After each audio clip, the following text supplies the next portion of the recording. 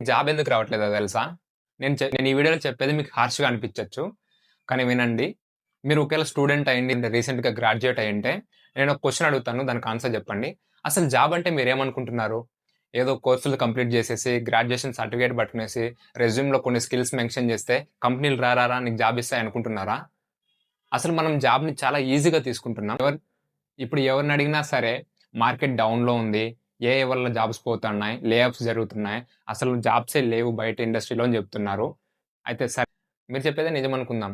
అసలు రోజు లింక్డ్ఇన్‌లో ఎన్ని జాయినింగ్ పోస్టులు ఉన్నాయో తెలుసా? ఎంతమంది హైర్ చేస్తున్నారో తెలుసా? ఎన్ని కంపెనీస్ హైరింగ్ చేస్తున్నాయో తెలుసా? ప్రాబ్లమ్ మార్కెట్‌లో ఉందా? లేదా నీ ప్రిపరేషన్‌లో ఉందా? ఈ క్వెషన్ నేను ఒకసారి హైదరాబాద్ గాని, బెంగుళూరు గాని, లేకపోతే ఇట్లా టైర్ 1 సిటీస్‌కి వెళ్లి చూడండి. నువ్వెక్కడ జూసినా కంపెనీసే ఉంటాయి. ఎక్కడ జూసినా ఐటీ పార్క్స్ ఉంటాయి. ఇట్లా వేలల్లో కంపెనీస్, లక్షల్లో ఎంప్లాయీస్ ఉంటారు. అక్కడ మీకొక్క సీట్ కూడా దొరకదా? ఒక్క సీట్ కూడా ఉండదా? ఉంటది. కానీ ఆ సీట్‌కి వర్త్ అయ్యే స్కిల్స్ మీ దగ్గరున్నాయా? అది మెయిన్ క్వెషన్. మనం చేసే బిగ్గెస్ట్ మిస్టేక్ ఏంటో తెలుసా? 100 కంపెనీస్‌కి అప్లై చేస్తాం. కానీ ఒక 1 వీక్ కూడా ఒక స్కిల్ పైన ఫోకస్ చేయం.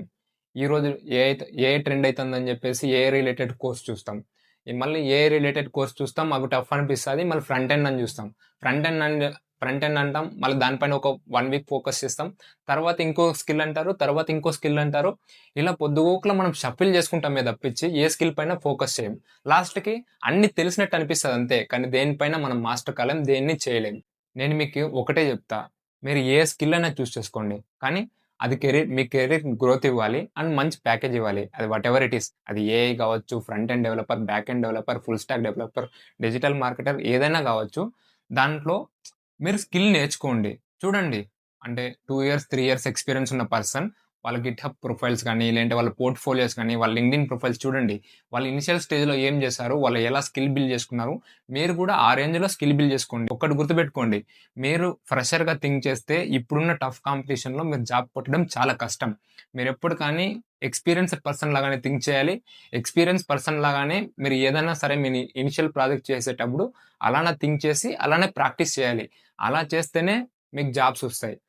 మళ్ళీ ఇంటర్వ్యూ అంటే ఏదో వాళ్ళు కొన్ని క్వెషన్స్ అడుగుతారు. దానికి మనం ఏదో ఒక ఆన్సర్ మేనేజ్ చేసేద్దాంలే. ఇది కాదండి ఇంటర్వ్యూ. ఇంటర్వ్యూ అంటే లాస్ట్ 3-6 మంత్స్ మీరు ఏదైతే హార్డ్ వర్క్ చేశారో దాన్ని మీరు ప్రూవ్ చేసుకునే సమయం అది. వాళ్ళు అడిగే ప్రతి ఒక్క క్వెషను అది మీ నాలెడ్జ్‌ని ప్రూవ్ చేసుకునేది కాదు.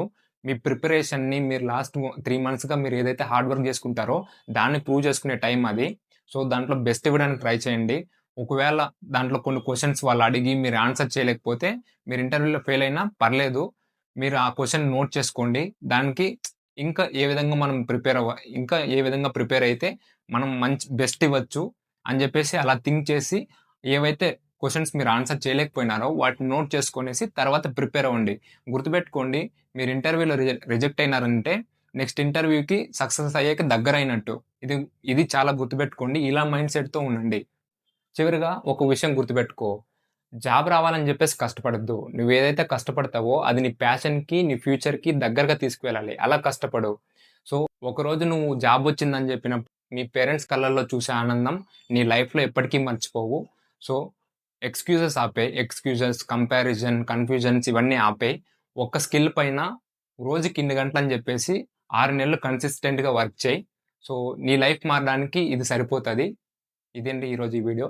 నెక్స్ట్ వీడియోలో మళ్ళీ కలుద్దాం. Until then keep learning, keep growing.